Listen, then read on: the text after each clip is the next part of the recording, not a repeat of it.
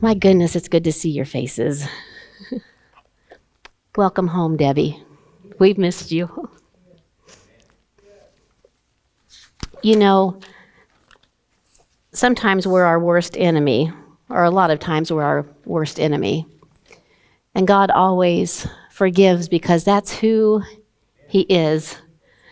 And we have to learn how to forgive ourselves. We have to accept that gift. That's not my sermon tonight. That's just a little something there. But I usually don't ask you to take notes. And this is not going to be a long sermon by any means. But you may want to get out a piece of paper and a pen if you have it, because there may be a quote or two or a statement in here that you need to hear not only tonight, but maybe as a reminder throughout your week, or when the enemy tries to get you to give up, throw the towel in, and walk away. Whatever you're facing right now, or whatever you're experiencing in your life right now, know that God's with you. The thing to try when all else seems to fail in your life is again. Try again. See, the person who really wants to do something, who really wants to succeed, they'll find a way to do it. The person who doesn't really want to succeed, it's just words, they'll find an excuse. The person who succeeds is the one who refuses to give up. God wanted me to tell you tonight, don't give up. Whatever your dream is, whatever your goal is, whatever your walk or your journey is, whatever your struggle is, don't give up trying to become victorious, because with God, you will win this battle. He says, don't give up. The person who succeeds is the one that refuses to give up. You'll be tested, but to have faith, that faith has to get tested.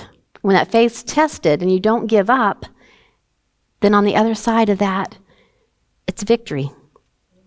The person who gets up one more time than when they get knocked down, that one's the winner.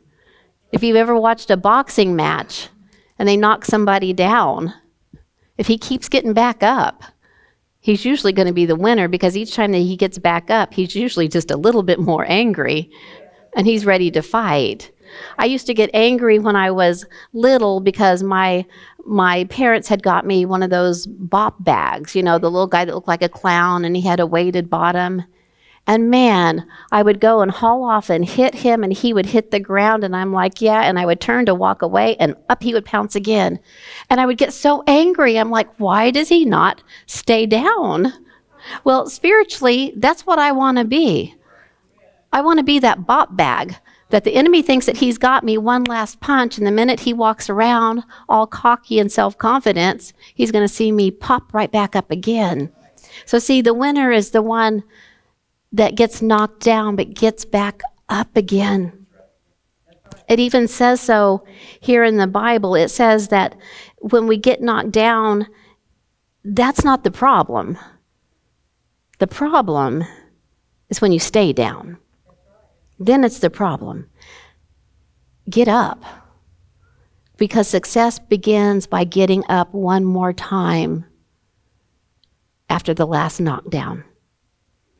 You've got to press on, because victory is yours if you don't quit. I want to read in Proverbs 24:16.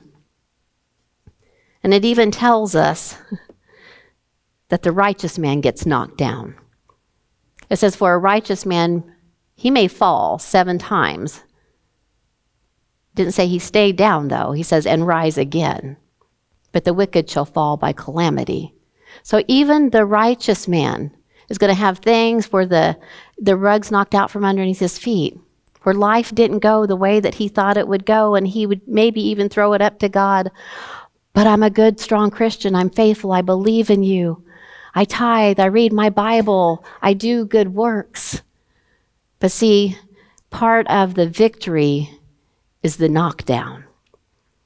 It's the getting back up. It's the overcoming that brings you great success. I want you to write this if you felt like a failure all of your life. You're not a failure because you fell down. You're only a failure if you stay down. That's what makes you a failure. Somebody that just stays down. But just because you get knocked down time and time again, that doesn't mean that you're a failure.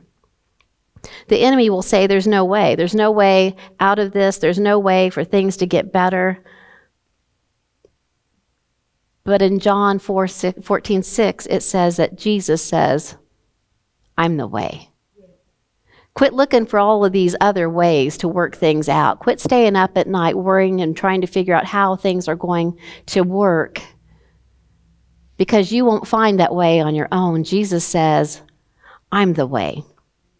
Bring me your problems, your situations, your struggles, and while I may not pull you out of it the way that you thought I would, I will be there to walk beside you, to help you and show you the way through. If I don't take you over, I will show you the way through.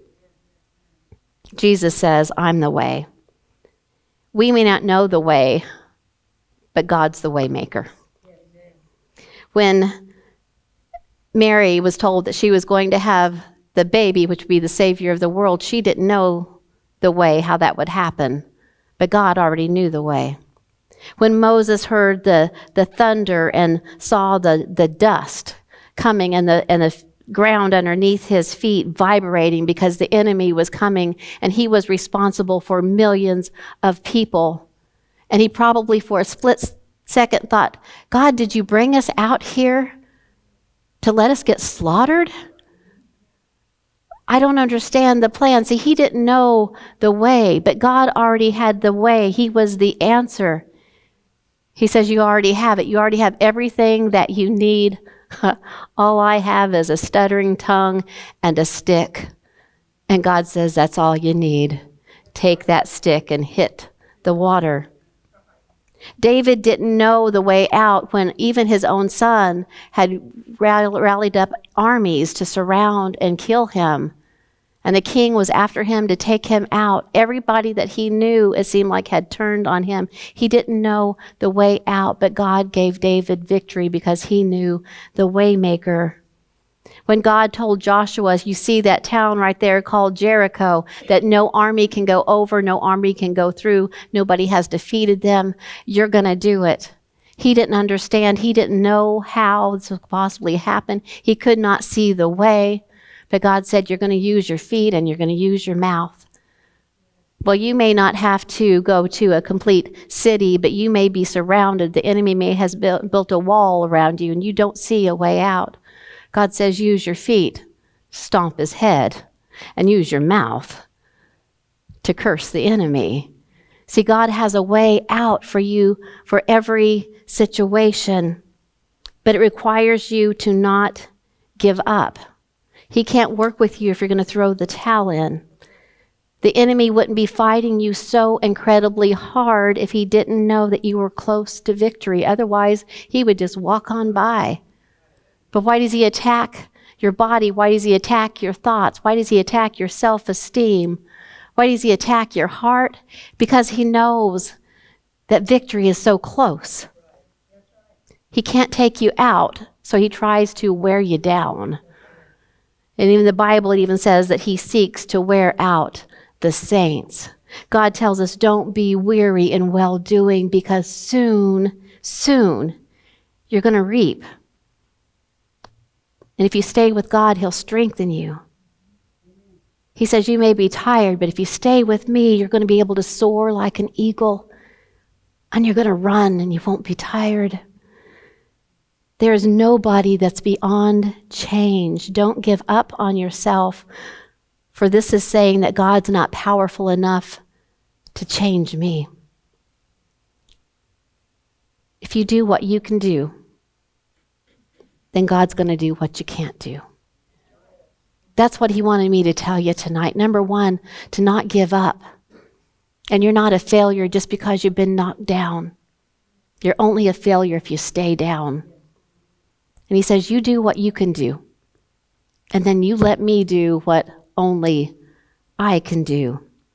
You don't have to figure it out. You don't have to have all of the answers.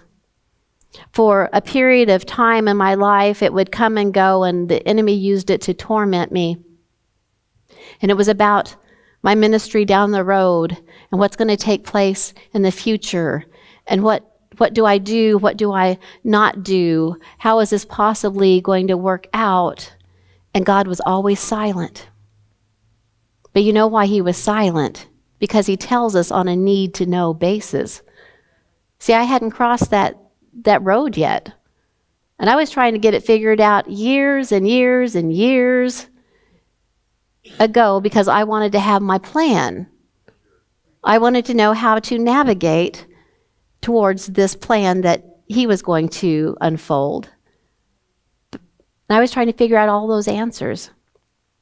Quit trying to figure out all the answers. When it's time for God to let you know the answer, he'll tell you the answer. Quit trying to think 15, 20 years down the road how you're going to work things out because, man, things can change second to second, moment to moment, day by day. There's no way you can figure out exactly where you're going to be 10 years down the road, but you know the one that can make the way for you. You don't have to have all the answers because you don't need all the answers. You just need to know one answer. And I'm going to give you that answer tonight, and you probably already know where I'm going with this. But Jesus, he's your answer. He's the answer not only for you, but he's the answer for the world. Quit trying to do it on your own. You won't succeed.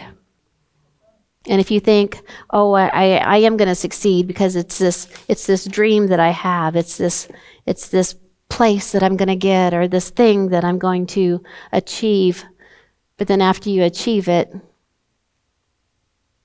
you still have you there, don't you? The things on the outside didn't change anything on the inside, but Jesus is completely different. If you let him into the inside, not only will the inside change, but the outside will change. He's your answer. He's your answer for everything that you need today, tomorrow, for the rest of your life. And that's the song that they're going to come and close with, and it's Jesus is the answer. And if you already know him as your answer, then maybe when you sing this, or maybe when you're hearing them say the words,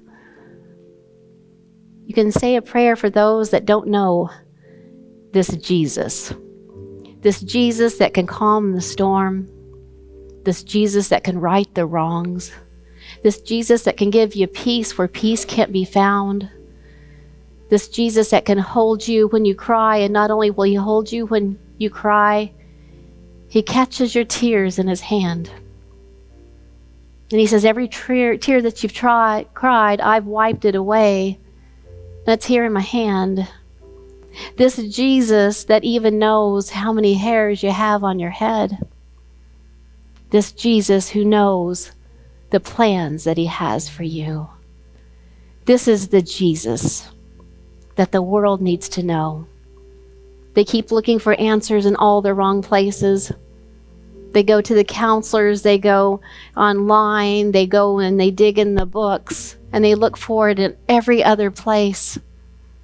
But the place that matters the most, because when you get Jesus, you get everything you need, including the answers. So let's sing this closing song along with them. And if you've struggled and if you felt like a failure, I want you to know that all of you that are here tonight, you haven't given up because you're sitting in church. So see, you just kick the devil in the teeth and you tell him, I'm not a failure. Yeah, maybe I've failed, but I'm not a failure because I'm a child of the Heavenly Father. I'm royalty. I have royal blood flowing through my veins because I'm a child of the King. That's who you are. Jesus wanted me to tell you, don't give up because your victory is so close. But he says, your victory, I'm the way. Jesus is the way. And He's the answer. He's everything that we need. God bless you.